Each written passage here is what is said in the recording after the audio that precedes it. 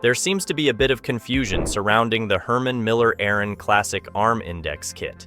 A lot of folks aren't quite sure of its purpose, which arm types it's compatible with, or the right way to set it up. We're here to clear that up. Before we dive in, we'd really appreciate it if you could hit the subscribe button on our channel. Your support is what fuels us to continue creating more informative content and exclusive tutorials.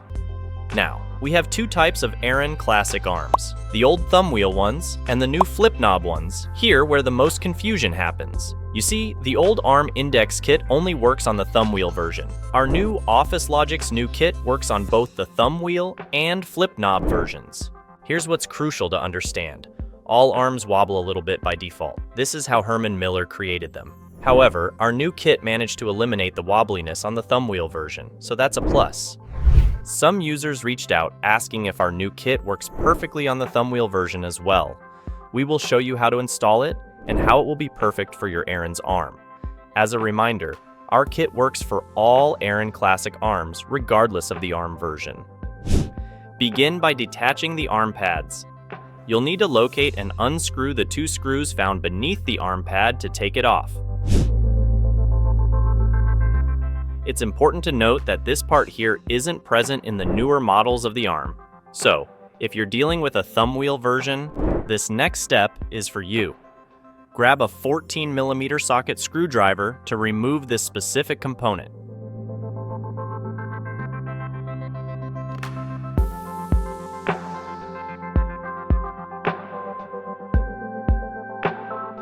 Strip the arms down to their bare bones by removing all components. This is the old Arm Index Kit design. And this is the new one. Now, onto a crucial detail that might be causing confusion for many. The new design could lead you to believe that it doesn't fit correctly, with a small portion appearing to extend beyond its intended area. However, this design quirk does not impact its functionality in the slightest. It's been intentionally crafted this way to optimize its performance from a technical standpoint, ensuring you get the most out of it. So, you have two options here. You can install it as we've designed, embracing its full potential as intended, or, though we advise against it, you have the option to modify it by cutting off the protruding part.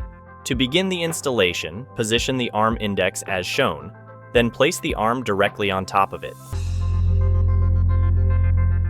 Following that, reinsert all the components you previously removed and tighten them well. The minor protrusion we mentioned earlier is hardly noticeable, which is why we stressed it shouldn't be a concern. What you will definitely notice, however, is the enhanced sturdiness of the arm. For comparison, take a look at the arm equipped with the original arm index from Herman Miller. You will notice a slight wobble. While it's not inherently problematic, this has been a point of contention among many users. Finally, reattach the arm pad by positioning it correctly and then reinserting and tightening the two screws located beneath it. And that's it. Thanks for watching. Please reach out if you have any questions or suggestions, and don't forget to like this video and subscribe to our channel to get our latest.